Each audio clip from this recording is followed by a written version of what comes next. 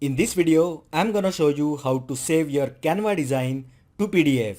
So let's get started. First open any web browser and go to canva.com. Now log into Canva with your account details. Now let's say you have already created a design in Canva and you want to save this as PDF document.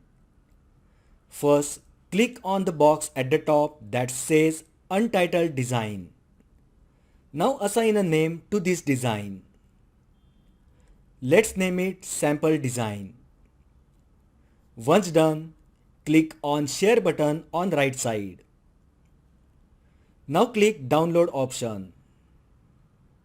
Click File Type drop down and you will find two options, PDF Standard and PDF Print.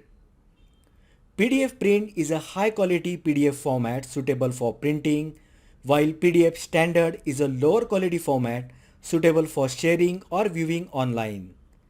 If you need high quality PDF of your Canva design for printing purposes, then choose PDF Print. Now click Download button. This will download your Canva design in PDF format. Here is the PDF file of the Canva design. So that is how you can save Canva design to PDF. If you find the video helpful, then like the video, share with your friends and subscribe to my channel. Thanks for watching and I will see you in the next video.